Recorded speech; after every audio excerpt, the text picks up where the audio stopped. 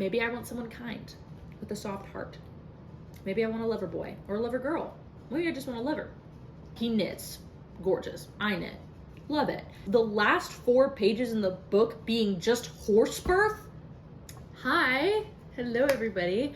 My name is Layla. I'm the creator behind Heartsick Hooks, and today we're going to be talking about my reading wrap-up for the year. I'm really excited. I'm also really nervous because I read a lot more books than I thought I did. And this is my physical TBR, and I will get into that in a minute. It is a week before Christmas right now. So I was watching a lot of like reading wrap-ups, like 2024 reading wrap-ups, and I was like, oh, I wish I could talk about the books that I've read. And then I was like, you can.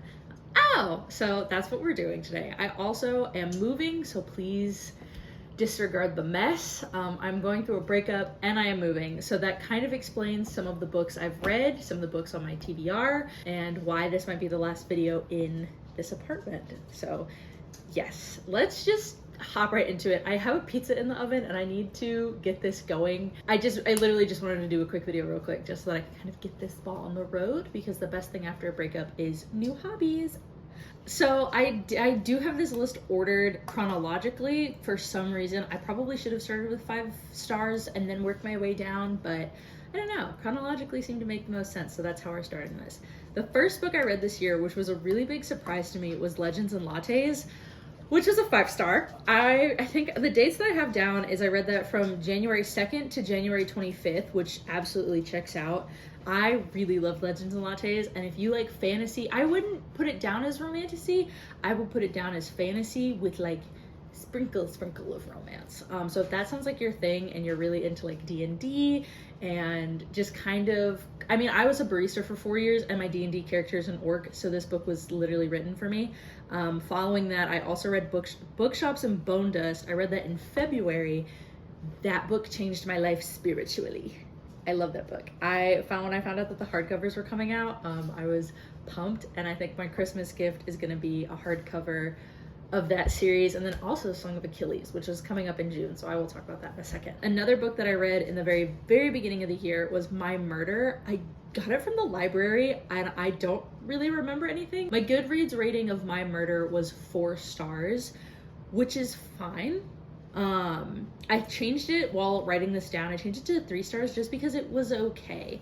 I find a problem with a lot of mystery books that I read is it's just like, okay, cool. It definitely surprised me. It did its job. The most important thing any book can do is its job. And the only time I give out 1 and 2 stars is if I feel like it didn't really do its job, or if I find that the book was just downright insulting, which we have a few on this list. It's fine. It did its job. I liked it. I would definitely read more from the author later, and it did its job. I liked it. It was fine. It's a 3-star, middle of the road. And then after that, I read the Southern Book Club's Guide to Murder. So this is my 3rd Grady Hendrix book. I love Grady Hendrix, but I did hate the Final Girl support group. I did not even finish the DNF for me. I read Horror Store first, and then I read the Southern Book Club's Guide to Murder, which I think I have down, for some reason I have it as a 3.5, which checks out. I don't know what my Goodreads score is. It's hard. It really is a 3.5. I liked it a lot. I think it was a slow burn mystery where you lose and then you win, and I liked it. I also have another Grady Hendrix on here. It is My Best Friend's Exorcism, which I'm incredibly excited about, and I will talk about that. We just gotta push that out of the way because that's my future TBR. After that, I read Legendborn and Bloodmarked, both of them in May. Legendborn took me 2 weeks, and then I got Bloodmarked, and I read it in like less than 24 hours. 5 stars.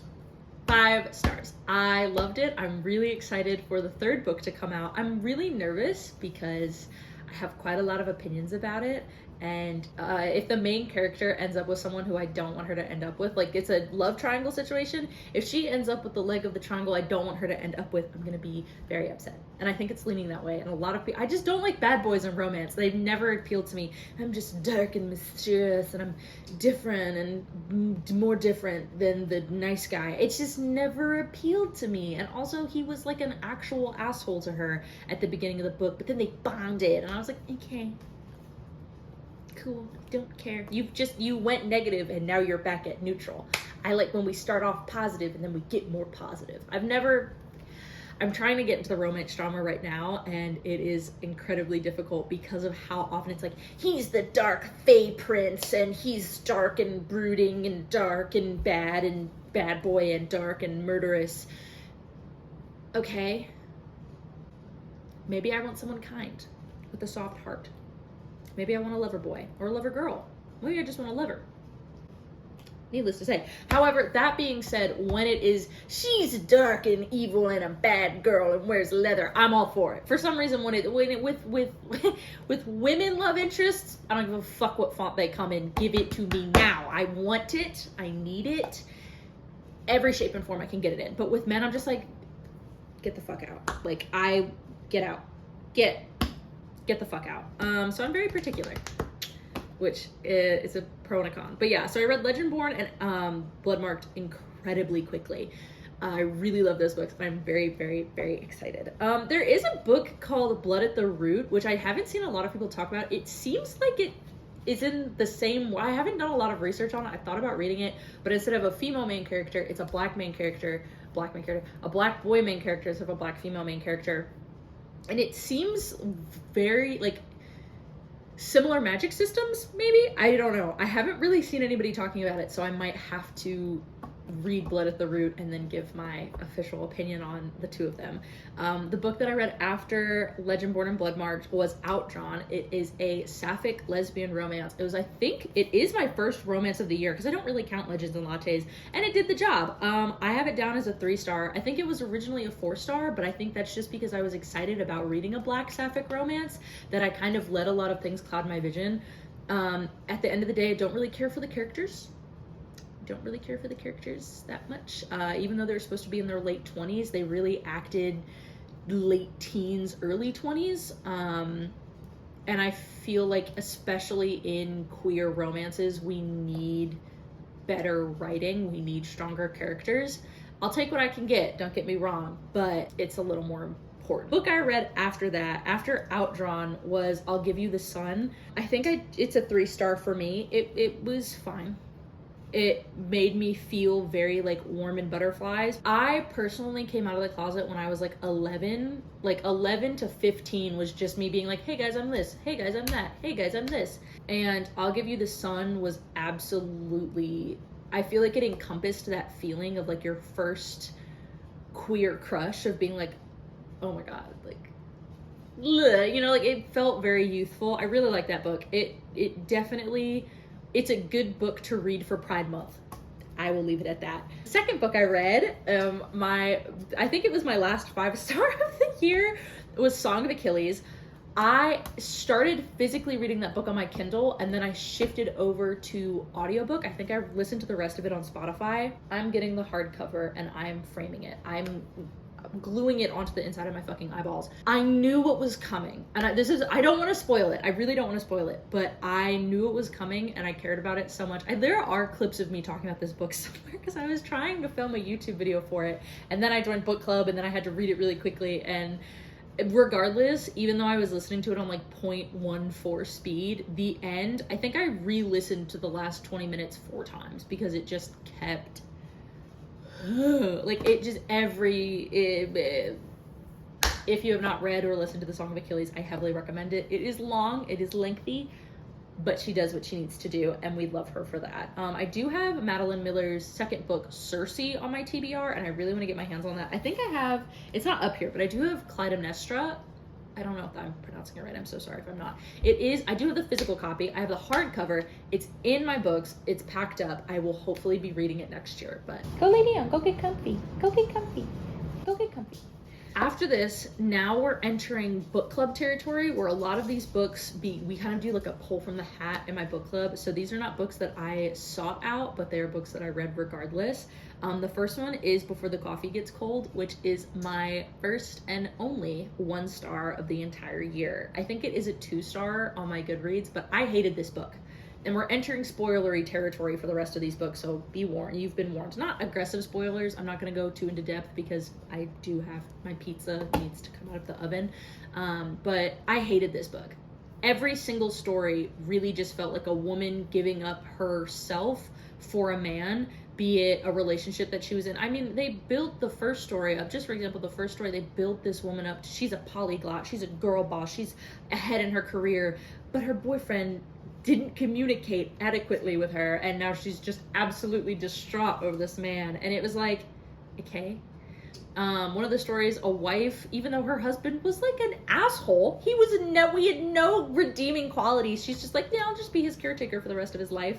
And then the last story, and I know that this is a sensitive topic for some people, but the last story was, I want to have a baby, even though I've had a pre-existing heart condition my entire life, and my husband has explicitly stated that he does not want to raise a child on his own, and I know for a fact I'm going to die if I have this baby. I'm gonna have this baby. Girl, it just felt selfish. The whole the one story where a woman is doing something for herself, she's not really, because she knew that she was going to die. She just brought life into the world for no reason. And I'm sure there are incredibly complicated, real stories about this, about women who know that they're going, they're pregnant, and it's a complicated issue. But from my stance, I firmly believe that it was a horrible decision, and I just hated the book. I just hated it. It just wasn't, none of the stories resonated with me. They all just felt like bad. I just didn't like them. I hated them. The book after that was God of the Woods, which I think I picked out, so it was kind of good. I think it was the best book we've read in book club so far. Not to toot my own horn. I have receipts. God of the Woods was really interesting. I think I have it as a 4-star in my Goodreads, but I changed it for this list to be a 3-star. It was fine. It was okay. It wasn't groundbreaking. I personally feel like a lot of the mystery wasn't about who it should have been about. God of the Woods is about pretty much, you're fucked, right? Imagine you're the worst situation. If you're a summer camp counselor, or you ever have been, or you've ever been in charge of children ever, imagine the worst thing that could happen, and it's not all of the children dying, it's your boss's child goes missing. Girl. And it definitely was very high stress. It made me feel feelings. I was literally physically sitting up, flipping through the last couple of pages. But the reason why it wasn't a 4 or 5-star for me is because I don't feel like we spent enough time actually talking about the girl who went missing. We spent so much time talking about her brother, which would have been fine if it was about the siblings. And I think I don't know. I know that probably in a couple years I won't really even think about this book, which is why I changed it to a 3-star. It was good, it did what it needed to do, but it's not going to stick with me, so it's a 3-star. And then I read Paladin's Grace, which is a 2-star book. This book pissed me off so bad. I listened to it on audiobook. I really wanted to get into T. Kingfisher's books. I've read so many good, they are so popular on BookTube, and I was like, you know what, I'll give them a shot. Yeah, what? I love having children. Are you done? But I read Paladin's Grace, which is a 2-star book, and I hated it. It did not sit well with me. It was built up like, oh, he's a I loved the concept of the book, okay? 2 chapters in, I was hooked. I was like, oh my God, the Paladin's god died, left a void in his heart. This is crazy. And she's a perfume maker. This is crazy. I was hooked.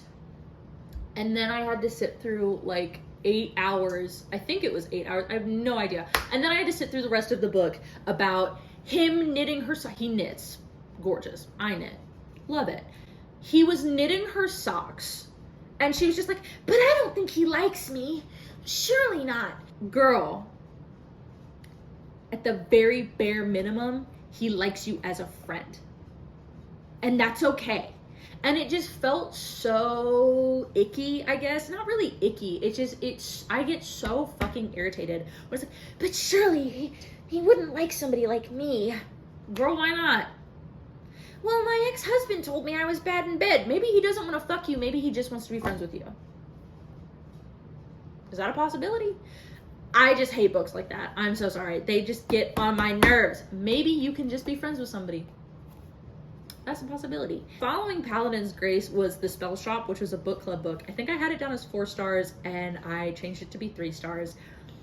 The reason why I like the Spell Shop so much is because I finished Paladin's Grace first. Everyone else in my book club was like, oh, it was so annoying, the back and forth. Like, of course, girl, he likes you. It's so obvious. I think it's because I read Paladin's Grace that I was like, honestly, hallelujah, I'll take it. It's not as bad as whatever was going on here. I don't remember the main characters' names. I think it's Laran, and Kiela. I think. I don't know. Spoilers for the Spell Shop. I think it was great. I think if it had been written in 2 books, it would have been better. If this book had been in duology, we would have been set, okay? I think that we should have had all fun and serious, or like fun and gorgeous, and look at the color of the sky and the oceans and bloop, bloop, bloop, bloop, bloop in the first book, and then that one, the Imperial Guard, who's not an Imperial Guard, shows up, okay? And then book 2 is more serious. But literally, when I tell you this, I think this book is like 400 something pages. The first 350 pages are just like, and then I grew berries, and then there's meat, and then my cactus octopus, unicorn. And then the last 50 pages are like, she's not an Imperial Guard, she's actually the princess, and the people who were looking for her just showed up, and they're in a really big ship, and they're gonna kill everybody, and they're interrogating everybody, and then there's a really big storm after they leave, and the storm, they all use coven magic, and this coven that has barely been kind of building is happening, and you're like, you're still with me? And you're like, what the fuck is going on? And it's like, this storm is like, in 2 pages, is like, this crazy storm is coming, one of the magic storms is gonna ruin everything, this is so scary. And then they stand in a circle and then fix the problem. And also, the girl who's an Imperial Guard, who's not an Imperial Guard, is now in a relationship with the baker. When did that happen? Am I complaining? No, because I will always take a sapphic relationship where I can get one. But where the hell did that come from? Why did that? If we had just taken another book and just had fluffy stuff, serious stuff, ooh, we're coming back at the serious stuff, we would have been fine. It would have been fine. It would have been perfect. There is a second book coming out. It's not a sequel, but it's in the same universe that's coming out. I will be reading it. I want to give her another chance. It genuinely just, this book was just like, hey girl. It's like she was having so much fun and then she remembered, oh shit, we have to have a plot. And then she just crammed so much plot in the past 50 pages. And then for that much plot, you would think, hey, we're gonna have like a solid end. No, the last 4 pages in the book being just horse birth? Why were the last 4 pages just horse birth? And then an engagement. What the fuck? Regardless. Needless to say, it's a 3-star book. I really enjoyed it. It did what it needed to do. But did it? Could it have been better? I will leave it at that. The book we read after that was Never Lie. I think we listened to that on audiobook, and it was supposed to be our November book, and half of our book club finished it in October. I think our book club meeting was the 28th, and half of us had it finished by November 1st. It's also a 3-star book. I think there were a lot of plot holes, but it had me hooked. It had everybody hooked. We listened to it on audiobook. I think I put it as 4 stars, but I changed it on this list to be 3 stars. So I got a lot of 3 stars on this list, but that's normal. That's what a 3-star is for. It's fine. It's okay. It did what it needed to do, which was entertain me, and entertained I was. The ending, sloppy, but I would read another Frida McFadden book, and so she did her job. Gotta love it. And then the last book that I have read, completed this year, is Women Who Love Too Much by Robin Norwood. I absolutely recommend this book. It is a self-help book, which is different from all of the fantasy and like literal fantasy that I just have read all year. But as I am going through a breakup, I've been reading a lot of self-help, and I think this book really helped. I listened to it on audiobook, and it was written in 1985, so there are a lot of themes of being raised by alcoholic parents and dealing with alcoholic partners. But at the end of the day, I do feel like a lot of the themes and overall messages of the book carry through to the modern day. Even if you don't struggle with codependency in your relationships, I think it's important to read to understand other women in your life. Every woman knows a woman who has been through the ringer. And I think that this book helped me understand a lot of complicated relationships in other women's lives that I know. And it also helped me take a deeper look at the relationships in my life. So it did the job. It's hard because I went from like really fun haha fantasy books to, hey, this is a serious self-help book. I do think it's 4 stars. Obviously there are some like really Freudy moments where I'm like, hey girl, I don't know about that one, but it's still a really good book. And I think if you have the time to spare, I think it's 11 hours on Spotify. It's good. And then I'm currently reading Beach Read, which is not, yes, it is. It's right here. I'm reading Beach Read by Emily Henry. My friend gave it to me and I need to finish it before I move, so I'm rushing through it. I like it. It's fine. She's maybe I'm leaning more towards like just romance books. We will see. And then I'm also reading How to Be an Adult. Oh my God. I'm also reading How to Be an Adult in Relationships. This throat punch. This book is a throat punch. If you need a book that you just need to read like a page a day or maybe a couple pages here and there, I recommend this book. If you're like doing 75 hard words, read 10 pages a day. Read this book, because I think there's a reason why I haven't just flown through it. Obviously I'm doing like my annotations and whatnot. I haven't flown through it as I do most books because it needs to be digested. It's really good. I recommend it. Same with Beach Read. So far I haven't finished it. I think I'm on like I'm on chapter 18. It's good. It's good. But I haven't finished it, so I can't tell you what I really think of it yet. I'm listening to the audiobook, and sometimes there are moments where I'm like, ooh. Ooh. And then we're gonna take a brief pause while I take my pizza out of the oven, and then I will go into the rest of my future TBR and my TBR for next year. Okay, I had not realized that the sun had set behind me. That is a surprise, but hello, welcome back. I got my pizza out the oven and I have my sun lamp on, so hopefully it's not as who are you and what did you do to the body? You know, like I really kind of want to avoid that vibe. Regardless, let's hop into it so I can finish this video and eat my dinner. Yay! So my plans for next year are pretty adventurous.